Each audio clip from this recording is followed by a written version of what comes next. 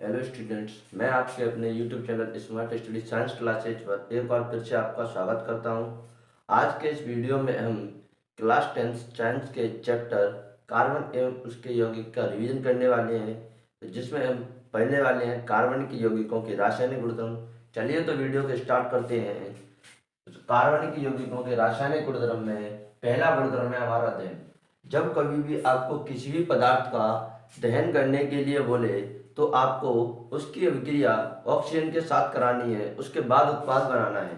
तो सबसे पहले हम यहाँ पर मेथेन CH4 मेथेन का दहन कराते हैं। तो CH4 की अभिक्रिया ऑक्सीजन से कराने पर हमें मिलता है CO2 और H2, उसके साथ साथ ऊष्मा और प्रकाश। अब बात आती है कि संतृप्त हाइड्रोकार्बन और असंतृप्त हाइड्रोकार्बन कैसी ज्वाला के साथ जलते हैं। तो संतृप्त हाइड्रोकार्बन की बात करें हम, तो संतृप्त हाइड्रोकार्बन वायु की उपस्थिति में जलने पर नीली स्वच्छ ज्वाला उत्पन्न करते हैं, जबकि असंतृप्त हाइड्रोकार्बन दहन करने पर धुएं वाली पीली ज्वाला उत्पन्न करते हैं। संतृप्त हाइड्रोकार्बन तो नीली ज्वाला के साथ जलते हैं दहन करने पर, और असंतृप्त हाइड्रोकार्बन पीली ज्वाला के साथ जलते हैं। क्यों जलते हैं? क्योंकि वायु की उपस्थिति में कार्बन का पूर्ण उपचयन यानी कार्बन का पूर्ण ऑक्सीकरण नहीं हो पाता है, इसलिए असंतृप्त हाइड्रोकार्बन पीली ज्वाला के साथ जलते हैं। उसके बाद आता है दूसरा रासायनिक गुणधर्म ऑक्सीकरण। जैसे कि क्षारीय पोटेशियम परमैंगनेट, सूत्र होता है हमारा KMnO4, या अम्लीय पोटेशियम डाइक्रोमेट, जिसका सूत्र होता है K2Cr2O7 की उपस्थिति में एल्कोहल कार्बोक्सिलिक एसिड में बदल जाता है। अब उत्प्रेरक के रूप में आपको क्या लेना है? क्षारीय KMnO4 या अम्लीय पोटेशियम डाइक्रोमेट।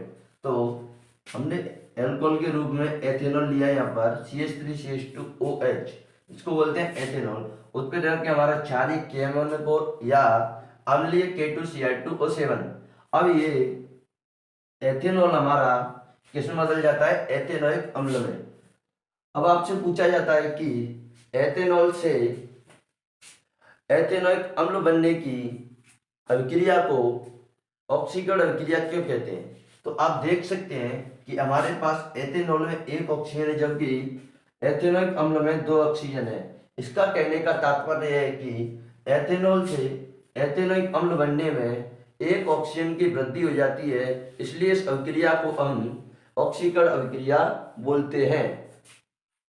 इसके बाद आता है तीसरा रासायनिक गुणधर्म संकलन अभिक्रिया या हाइड्रोजनीकरण।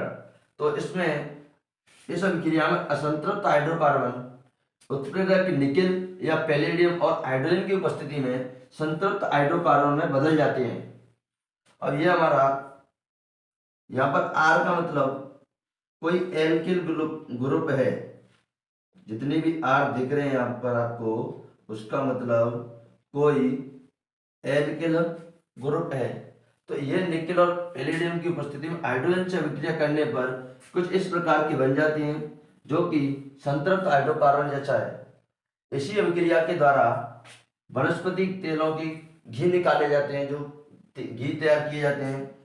अगला आता है आपका प्रतिस्थापन अभिक्रिया CH4+Cl2, यानी मेथेन की अभिक्रिया क्लोरीन से कराने पर उत्प्रेरक हमारा सूर्य का प्रकाश कराते हैं, तो एक हाइड्रोजन एक क्लोरीन के साथ मिलकर HCl बना लेता है, और बचे हुआ ये बना लेता है आपका CH3Cl। उसके बाद आता है टॉपिक हमारा कुछ महत्वपूर्ण यौगिक, कुछ महत्वपूर्ण कार्बन के यौगिक, जिसमें आपको एथेनॉल और एथेनोइक अम्ल दो पढ़ने हैं। जिसमें एथेनॉल के भौतिक गुणधर्म है कि रंगहीन गंध, वह जलने वाला स्वाद आता है इसमें से, जल में घुलनशील होता है, बाष्पशील द्रव है। बाष्पशील का द्रव का मतलब गर्म करने पर इसकी बाष्प बनती है, और वो कितने पे बनती है, ये इसका क्वथनांक है 351 में। पहला गुणधर्म है सोडियम के साथ अभिक्रिया, यानी एथेनॉल सोडियम की अभिक्रिया एथेनॉल से कराते हैं हम, तो हमें उत्पाद के रूप में सोडियम इथॉक्साइड यानी CH3CH2ONA प्लस हाइड्रोजन गैस मिलती है। इसके बाद दूसरा रासायनिक गुणधर्म है एथेनॉल का निर्जलीकरण, जिसका मतलब होता है जल का निकलना, जल का निकलना।